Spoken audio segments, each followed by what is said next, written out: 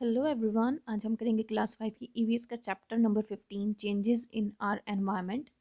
सबसे पहले मैं आपको चैप्टर का मीनिंग बता देती हूँ। चेंजेस इन आवर एनवायरनमेंट का मतलब चेंजेस मतलब जो बदलाव आते हैं हमारे आसपास, हमारे एनवायरनमेंट में, हमारे वेदर में।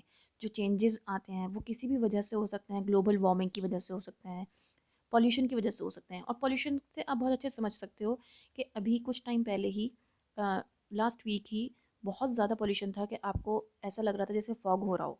ठीक है, जबकि अभी इतनी सर्दी नहीं हुई है, लेकिन ऐसा महसूस हो रहा था कि जैसे फॉग हो इतना सारा। जबकि वो फॉग नहीं था, वो पॉल्यूशन था। और अभी भी वो फॉग ख़त्म नहीं हुआ है, वो पॉल्यूशन ख़त्म नहीं हुआ है कम्प्लीटली। तो आप जब सुबह में उठते हो तो आप देखते हो कि सामने वाली बिल्डिंग भी आपको नज़र नहीं आती है। राइट।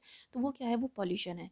तो ये जो हमारे जैसे आज के टाइम में एनवायरनमेंट में इतने चेंजेस आ रहे हैं कि पॉल्यूशन हो रहा है, पुराल जलाने की वजह से इतना ज़्यादा पॉल्यूशन जो हो रहा है। तो इससे क्या है, हमारी हेल्थ पर बहुत ज़्यादा इफेक्ट पड़ रहा है। हमें सांस लेने में दिक्कत होती है, स्पेसिफिकली उन लोगों के साथ जिनको अस्थमा की, ब्रोंकाइटिस की या फिर साइनस वगैरह की कोई प्रॉब्लम होती है। उन लोगों के लिए ये बहुत बड़ा एक रिस्क हो जाता है। कोई भी सांस से रिलेटेड, ब्रीदिंग से रिलेटेड कोई प्रॉब्लम हो जाती है तो उनके लिए एक बहुत बड़ी एक कंडीशन सामने आ जाती है, उनको बहुत दिक्कत होती है। ऐसे एनवायरनमेंट में पॉल्यूशन फ्री एनवायरनमेंट उनको चाहिए। उनको पॉल्यूशन वाला एनवायरनमेंट नहीं चाहिए, क्योंकि उस एनवायरनमेंट में, पॉल्यूशन वाले एनवायरनमेंट में ब्रीथिंग प्रॉब्लम और ज़्यादा इंक्रीज़ हो जाती है। राइट। तो इस तरीके से इस चैप्टर में हम ये सब चीज़ें पढ़ने वाले हैं। राइट।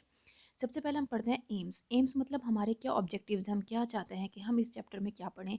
और जब हम ये चैप्टर पढ़ लें तो हमें क्या क्या चीज़ें पता होनी चाहिए। Right. Understand the concept of greenhouse effect. Green house effect क्या होता है, इसका पूरा कॉन्सेप्ट किस तरीके से यूज़ किया जाता है, हम पूरा इस चैप्टर में पढ़ने वाले हैं। Know the concept of global warming. Global warming क्या होता है, ये वर्ड हमने बहुत सुना है, बचपन से सुनते आ रहे हैं, व्हाट इज़ ग्लोबल वार्मिंग। तो हम ये इस चैप्टर में पढ़ने वाले हैं।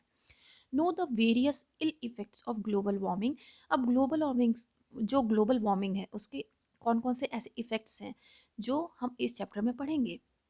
अब बहुत सारे स्टेप्स हैं जिनको हम पढ़ते हैं कि भाई रिड्यूस करना है, हमें ग्लोबल वार्मिंग को कंट्रोल करना है। तो उसके लिए भी हम क्या करेंगे, पढ़ेंगे कि हम ग्लोबल वार्मिंग को कैसे रिड्यूस कर सकते हैं, कैसे कंट्रोल कर सकते हैं। और फिर उसके बाद हम पॉल्यूशन के ऊपर बात करेंगे कि पॉल्यूशन कितने तरीके का होता है, कैसे होता है, और फिर उसके बाद हम उसको कैसे प्रिवेंट कर सकते हैं, कैसे कंट्रोल कर सकते हैं। अब इस चीज़ को प्रूव करने के लिए, इन सब चीज़ों को समझाने के लिए हम कौन कौन से एड्स यूज़ करूँगी। एड्स मतलब किन किन चीज़ों का इस्तेमाल करूँगी कि मैं आपको अच्छे से समझा पाऊँ, कौन कौन से डेमोन्स्ट्रेटिव ऑब्जेक्ट्स होंगे मेरे जो मैं आपको अच्छे से समझा पाऊँ। ठीक है, एज अ टीचर आपको कैसे समझाएगी, या तो आपको सीरीज़ दिखाएंगी, पिक्चर्स दिखाएंगी, पोस्टर्स दिखाएंगी ग्लोबल वार्मिंग से रिलेटेड, पॉल्यूशन से रिलेटेड वो आपको चार्ट्स दिखाएंगी। और आपको एक एनवायरनमेंट से रिलेटेड आपको पूरी एक सब कुछ सुनाएंगी, सब कुछ बताएंगी, कि एक थ्योरी देंगी आपको कम्प्लीटली। और एक डीवीडी दिखाएंगी, ये भी हो सकता है कि एक प्रेजेंटेशन दिखा दें या फिर कोई एक फ़िल्म दिखा दें इससे रिलेटेड, जो कि ग्लोबल वार्मिंग और एनवायरमेंटल पॉल्यूशन, एनवायरमेंटल इश्यूज़ जो हैं उसको सबको कवर करती हूँ। कोई एक डॉक्यूमेंट्री भी हो सकती है। ठीक है, तो इस तरीके से इस चैप्टर में हम ये सब पढ़ने वाले हैं। Environment consist of living and non living things. अब आप जानते हो कि हमारा जो एनवायरनमेंट है, ठीक है, वो लिविंग और नॉन लिविंग दो चीज़ों से मिलकर बना है। जैसे कि एयर, वाटर, लैंड, प्लांट्स और एनिमल्स। लिविंग वो होते हैं जो सांस ले सकते हैं, नॉन लिविंग वो होते हैं जो सांस नहीं ले सकते। These interact with each other. अब ये एक दूसरे से इंट्रैक्ट होते हैं। इंट्रैक्ट मतलब आपस में मिल जुलते हैं। However, human beings change the environment to suit their needs। जबकि इंसान जो होता है वो क्या करता है, अपने नीड्स के अकॉर्डिंग अपना जो एनवायरनमेंट है वो चेंज कर लेता है। Your great grandparents lived in a different environment. The houses were well ventilated.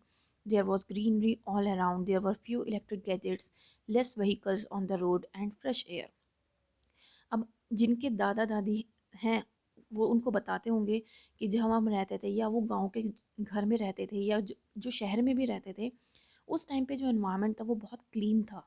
ठीक है, उस टाइम पे बहुत ज़्यादा व्हीकल्स नहीं थे, जो घर होते थे वो भी बहुत बड़े बड़े घर होते थे। हम लोगों की तरह जैसे फ्लैट्स में रहने लगे हम दिल्ली में, सब इस तरीके से नहीं थे। पहले फ्लैट सिस्टम नहीं था। पहले लोग खुले घरों में रहते थे, बाहर एक खेलने का मैदान भी होता था, आंगन होता था जहाँ पर बच्चे खेलते कूदते थे। हमने भी वही वक्त गुजारा है, लेकिन हमारे बच्चे वो नहीं देख पा रहे हैं। आज भी हम जब गाँव में जाते हैं तो वहाँ जाकर मेरे बच्चे इतने फ्री हो जाते हैं, मैं आपको बता भी नहीं सकती। वो पूरा घर एक कर देते हैं। हमारा गाँव का घर बहुत बड़ा है, तो हम वीकेंड्स पे वहाँ जाते हैं तो बच्चे वहाँ बहुत इन्जॉय करते हैं। तो वहाँ जाके क्या होता है, सबसे जो मैं आपको बताना चाहती हूँ कि आपके ग्रैंड पेरेंट्स भी क्या कहेंगे, कि वहाँ जो पहले के घर होते थे ना, वो इतने वेंटिलेटेड होते थे कि उसमें ना एक रहने का अलग ही मज़ा था, एक खेलने का अलग ही मज़ा था, ठीक है? क्योंकि ग्रीनरी बहुत ज़्यादा है रहती है आसपास, बहुत ज़्यादा ग्रीनरी रहती थी। अब क्या है, अब ग्रीनरी को ख़त्म कर रहे हैं और अपने घर बना रहे हैं, ठीक है?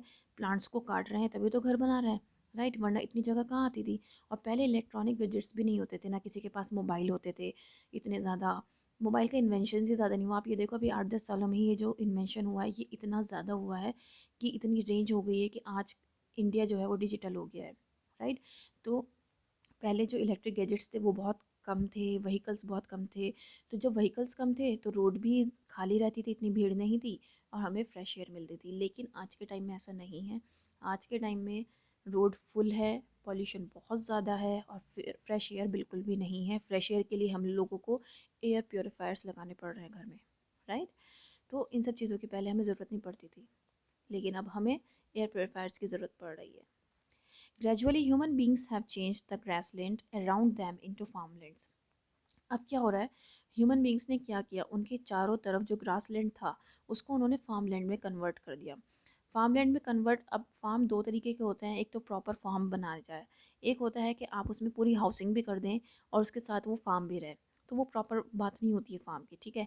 क्योंकि आपने क्या किया, पूरी ग्रीनरी जो थी, वो ग्रासलैंड जो था उसको पूरा ख़त्म किया, तब आपने वहाँ पर फार्म तैयार किया है, ठीक है? Parts of forest have been cut down to build colonies and factories. जैसे कि मैंने आपको बताया, पेड़ काटे जा रहे हैं तभी तो बिल्डिंग्स खड़ी हो रही हैं, राइट? तो डिफॉरेस्टेशन हो रहा है, पेड़ काटने को क्या कहते हैं? Cutting of trees, deforestation. Plantation तो कहीं भी नहीं हो रहा है, हम प्लांटेशन तो कहीं भी नहीं कर रहे हैं, पेड़ों को लगा नहीं रहे हैं, जबकि हमें पेड़ों को लगाना चाहिए, काटना नहीं चाहिए। पेड़ों को लगाने की टर्म क्या होती है? Afforestation, right? तो इन दो टर्म्स को याद रखना, डिफॉरेस्टेशन पेड़ों को काटना, एफॉरेस्टेशन पेड़ों को लगाना। तो क्या हो रहा है, हम पेड़ों को काट रहे हैं, कॉलोनीज़ बना रहे हैं। कॉलोनीज़ मतलब आप देख सकते हो पूरी पूरी सोसाइटी बन रही है, इतने सारे प्रोजेक्ट्स चल रहे हैं। नोएडा से अगर आप लेके चलो, नोएडा में बहुत प्रोजेक्ट्स हैं, गाज़ियाबाद में बहुत प्रोजेक्ट्स हैं, राजनगर में कितने प्रोजेक्ट्स चल रहे हैं आप देख सकते हो। तो इस तरीके से प्रोजेक्ट्स हैं और जो कॉलोनीज़ बना रहे हैं, सोसाइटीज़ बना रहे हैं, फैक्ट्रीज़ बना रहे हैं। तो ये क्या है, सब फॉरेस्ट को कट कर करके बना रहे हैं, ठीक है? फ्लैट सिस्टम सब जगह हो गया है। Wildlife habitats have been reduced और डिस्ट्रॉयड। वाइल्ड लाइफ हैबिटाट मतलब क्या होता है? वाइल्ड हैबिटाट का मतलब होता है घर, जानवरों का घर। वाइल्ड लाइफ मतलब जो जंगल के जीव हैं उनका घर जो है वो ख़त्म हो रहा है। भाई जंगल काट रहे हो तो जंगल में जानवर ही तो रहते हैं। अब जानवरों के जब घर ख़त्म होंगे तो वो सड़कों पर उतर आएंगे। आपने बहुत जगह की ऐसी न्यूज़ सुनी होगी कि कॉबरा या फिर लायन या फिर एलिफेंट सड़क पे मिला या फिर इस एरिया में मिला। ये इस साइड नहीं हुआ है, जहाँ कंजस्टेड एरियाज हैं वो यहाँ नहीं हुआ है, दिल्ली में, मुंबई में। लेकिन जिन जगहों पर हुआ है आप वो न्यूज़ में देख सकते हो बहुत आराम से, राइट? तो ऐसा क्यों हो रहा है? ऐसा इसलिए हो रहा है क्योंकि उनके आपने घरों को डिस्ट्रॉय कर दिया है, रिड्यूस कर दिया, वो जाए कहाँ? Human activities have made some changes in the atmosphere too. अब ह्यूमन एक्टिविटीज़ ने क्या किया है, एटमॉस्फेयर में भी चेंजेस करने शुरू कर दिए। एटमॉस्फेयर में कैसे चेंजेस करने शुरू कर दिए?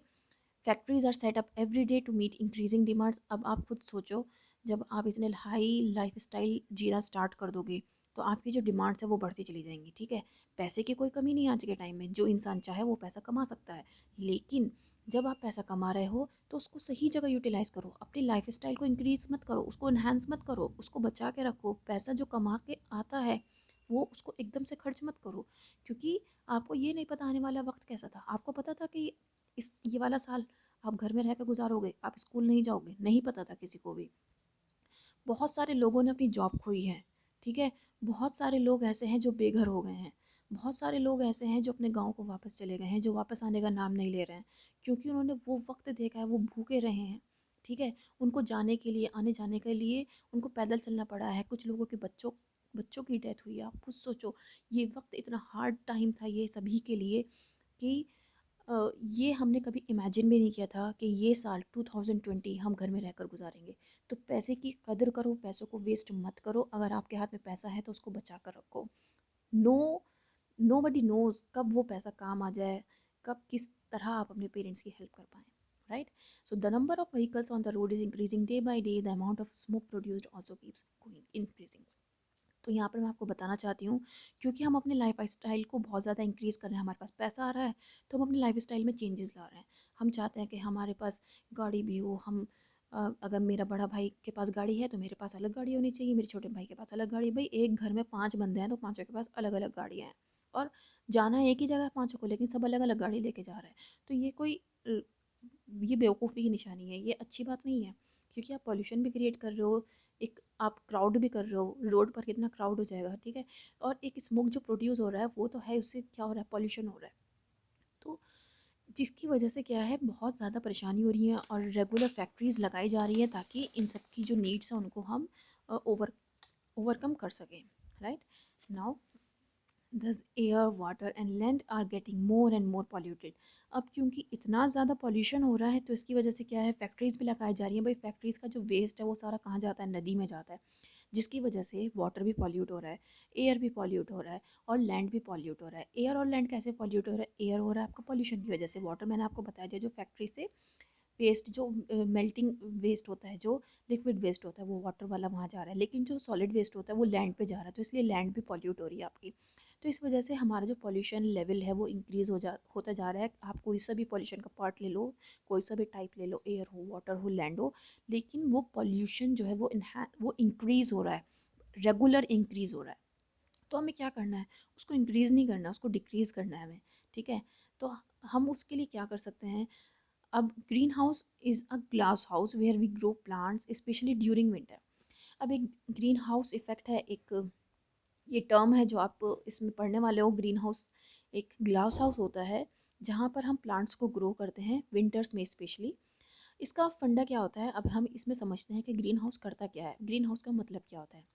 इन a greenhouse the climate is controlled, the sun rays pass through the glass and warm up the inside of the house. अब क्या होता है, अब जो ग्रीन हाउस है वो ग्लास हाउस है, आपने समझ लिया इस बात को, ठीक है? अब वो क्या होगा, वो कंट्रोल करेगा, कौन कंट्रोल कर रहा है, ग्लास हाउस जो है वो उसको कंट्रोल करेगा। कैसे कंट्रोल करेगा, सनरेज जो आ रही है वो ग्लास पर पड़ रही है, अब ग्लास क्या करेंगी, वो सारी की सारी सनरेज को क्या कर लेंगी, कैप्चर कर लेंगी, और जो उसके अंदर का एरिया है, घर है जो, ठीक है, जो ग्लास का घर बनाया हुआ है उसको वार्म अप कर देंगी, उसको गर्म कर देंगी। Plants grow well in the warm and moist air of a green house. अब उसके अंदर प्लांट्स हैं बहुत सारे। अब जब वो अंदर इतनी गर्माहट हो गई तो प्लांट्स जो हैं उस गर्माहट में, उस मॉइस्ट एयर में, उस जो मॉइस्ट एयर है उसमें बहुत ज़्यादा आराम से, बहुत अच्छे से ग्रो होंगे। अच्छा ये बताओ, ये गर्माहट कहाँ से मिल रही है, सन से आ रही है। सन में क्या होती है, अल्फ्रा अल्फ्रा अल्ट्रा वायलेट रेज होती हैं, यूवी रेज जिनको कहते हैं, और इंफ्रारेड रेज होती हैं, जो कि हीट और लाइट हमें दोनों देती हैं, ठीक है? The glass walls of a greenhouse do not allow the heat to escape. अब जो ग्लास वॉल होती हैं, अब वहाँ से हीट का निकलना मुश्किल होता है, क्योंकि एक बार ग्लास से कोई भी हीट अंदर आ गई तो वो उसको कैप्चर कर लेता है, क्योंकि वो जो अंदर घर है वो बिल्कुल बंद है, ठीक है? उसमें क्या है, बहुत सारे प्लांट्स हैं, वो चारों तरफ से बंद है। अब वो ऊपर से रेस पड़ रही है, हीट पड़ रही है, अल्ट्रा वायलेट रेस पड़ रही हैं, तो वो उसमें कैप्चर हो रही हैं, और वो उस हीट से क्या हो रहा है, प्लांट्स ग्रो कर रहे हैं, ठीक है? ग्रीन हाउस किससे बना होता है, ग्लास हाउस से बना होता है। स्पेसिफिकली ये कब करते हैं, ये विंटर्स में करते हैं। ग्रीन हाउस गैसेस कौन कौन सी होती हैं, ग्रीन हाउस गैसेस होती क्या हैं, अब हम वो पढ़ते हैं। The earth atmosphere is a blanket of gases. ये आपको पता होना चाहिए कि अर्थ का जो एटमॉस्फेयर है ब्लैंकेट है गैसेस का। Some of these gases like carbon dioxide, nitrous oxide, methane and water vapour have the property of trapping energy from the sun. जो हमने ये नाम पढ़े हैं जितनी भी गैसेस के, इनमें एक प्रॉपर्टी होती है कि ये सन की जो एनर्जी है, जो सन उसको ट्रैप कर सकती हैं, उसको ले सकती हैं अपने अंदर, एब्जॉर्ब कर सकती हैं। These gases do not allow the heat to escape back into space. और ये क्या करती हैं, अब उसने एक बार सन से वो हीट ले ली, उसको वापस नहीं देती हैं। They warm up the earth, these gases are called greenhouse gases. अब जब ये वापस भेज ही नहीं रही है, इन्हीं के इसी गैसेज में वो हीटअप हो जा रहा है, तो जिसकी वजह से क्या होता है, ये गैसेस इतने ज़्यादा हीटअप हो जाती हैं कि ये ग्रीन हाउस गैसेस कहलाती हैं, और इसी की वजह से ग्रीन हाउस इफेक्ट होता है, ठीक है? This effect means an increase in the concentration of greenhouse gases in the atmosphere, which leads to an increase in the amount of infrared radiation close to the surface of the earth. अब भाई जब इतना ज़्यादा green house effect हो रहा है तो इसका मतलब क्या है, कि ग्रीन हाउस की जो कंसनट्रेशन है, जो गैसेस की जो कंसनट्रेशन है ग्रीन हाउस में, वो क्या हो रही है, इंक्रीज़ हो रही है, जिसकी वजह से जो इंफ्रारेड रेडिएशन है अर्थ पर, उसकी अमाउंट जो है वो इंक्रीज़ होती जा रही है, जो कि हमारे लिए बहुत ख़तरनाक है। ख़तरनाक कैसे है, आपको पता है इंफ्रारेड रेज की वजह से ही हमें स्किन डिजीज़ होती हैं, जो कि आज के टाइम में इतनी डिजीज़ इतने कैंसर हो रहे हैं, वो इसी की वजह से होता है, और ये हमारे लिए बहुत ज़्यादा ख़तरनाक है। ठीक है, नेक्स्ट है carbon dioxide. The amount of carbon dioxide in the atmosphere has been increasing gradually over the last 100 years. जब अगर आप लास्ट 100 ईयर्स की बात करो तो जो कार्बन डाइऑक्साइड की मात्रा है वो एकदम से इंक्रीज़ होती जा रही है। उसका मेन रीज़न है फॉसिल फ्यूल्स का बर्न करना और रेन फॉरेस्ट को ख़त्म करना। ठीक है, इन सब चीज़ों को ख़त्म कर रहे हैं, फॉसिल फ्यूल को बर्न कर रहे हैं, तो कार्बन डाइऑक्साइड की मात्रा जो है वो बढ़ती जा रही है। और if carbon dioxide keeps on increasing at the present, more heat will be trapped in the atmosphere and the temperature of the earth could increase. और अगर इसी मात्रा में ये सब काम चलते रहे कि डिस्ट्रक्शन होता रहा, रेन फॉरेस्ट को जलाते रहे, फॉसिल फ्यूल को जलाते रहे, तो क्या होगा, कार्बन डाइऑक्साइड की मात्रा बढ़ती जाएगी और हमारा यहाँ पर सांस लेना भी मुश्किल हो जाएगा। और यहाँ पर जो हीट है वो बहुत ज़्यादा हो जाएगी, गर्मी बहुत ज़्यादा हो जाएगी अर्थ के ऊपर। Methane, methane is a natural gas. Methane जो होती है एक नेचुरल गैस होती है। When grass eating animals digest their food, their systems release a large quantity of methane into the atmosphere. The waste from animals called manure is used as fertilizers. This releases more methane into the atmosphere. This gas warms up our planet. ये आप अभी सभी जानते हो, गोबर gas. ठीक है, गोबर गैस क्या होती है, मीथेन गैस होती है गोबर में, जो कि एनिमल्स खाते हैं और उनका जो पॉटी होती है उससे क्या कौन सी गैस निकलती है, वहाँ से मीथेन निकलती है। ठीक है, वो मीथेन किस चीज़ में यूज़ होती है, जो हमारा प्लानट है उसको वार्म अप करने के लिए मीथेन यूज़ की जाती है। दूसरी बात ये, जो वो डंग होता है, एनिमल डंग जो होता है, वो काउ डंग हो या बफेलो डंग हो, उसको हम एज अ फ्यूल भी यूज़ करते हैं। जब हम उसको एज अ फ्यूल यूज़ करते हैं तब भी मीथेन गैस रिलीज़ होती है। ठीक है, उस टाइम भी जब मीथेन गैस जो रिलीज़ हो रही है वो भी किस लिए यूज़ की जाती है, as a warm up for our planet. ठीक है, और हम जो काउ डंग है उसको हम कैसे यूज़ करते हैं, एज अ मैन्योर यूज़ किया जाता है, फर्टिलाइज़र की तरह। ठीक है, तो इस तरीके से बहुत सारी जगहों पर मीथेन गैस का यूज़ है। Water vapour accounts for 35 to 75% of greenhouse effect. अब वाटर वेपर कितना होता है, 35 to 75% होता है ग्रीन हाउस इफेक्ट में, right. Now ozone, ozone is found in the stratosphere. अब आपने बहुत सारी लेयर्स पढ़ी थी जो मैंने इससे पहले आपको चैप्टर्स में पढ़ाई थी, तो उसमें बहुत सारी लेयर्स होती हैं। तो ओजोन लेयर, ओजोन जो है वो कहाँ पर मिलती है हमें, स्ट्रेटोस्फेयर में मिलती है। CFC, CFC का फुल फॉर्म होता है क्लोरोफ्लोरोकार्बन्स, जो कि आपको याद होना बहुत ज़रूरी है। ये केमिकल होता है जो कि बहुत वाइडली यूज़ होता है रेफ्रिजरेटर में, एयर कंडीशनर्स में, और many other industrial process. It's to warm up the atmosphere. CFC क्या होता है, ये बहुत ही ख़तरनाक है। ये कहा जाता है कि CFC की वजह से ही बहुत ज़्यादा जो एटमॉस्फेयर है, ओजोन लेयर है, वो डिप्लीट हो रही है। ये सबसे बड़ा इफ़ेक्ट माना जाता है ओजोन एयर डिप्लीशन में। ठीक है, तो CFC को भी किसी तरह ये रिड्यूस करने की कोशिश कर रहे हैं। हम ये ओरल क्वेश्चंस कर लेते हैं पहले। Choose the correct answer. Answer, a greenhouse is a glass house और अ कंक्रीट हाउस और वेयर वी ग्रो, अच्छा concrete house where we grow plants. It's a glass house, जो कि हमने अभी पढ़ा था। Water vapour, methane, ozone causes 75% of greenhouse effect. तो इनमें से हमने अभी पढ़ा कि वाटर वेपर करते हैं 35 to 75% of greenhouse effect. CFC is widely use in, car engines में तो यूज़ नहीं होता है, रेफ्रिजरेटर्स में यूज़ होता है, मैंने अभी बताया आपको। ठीक है, तो यहाँ तक हम आज कर लेते हैं क्योंकि इट्स ऑलरेडी 19 मिनट्स वीडियो, तो काफ़ी लॉन्ग वीडियो हो गई है। आगे का पार्ट हम नेक्स्ट वीडियो में करेंगे। तब तक के लिए बाय बाय, थैंक यू।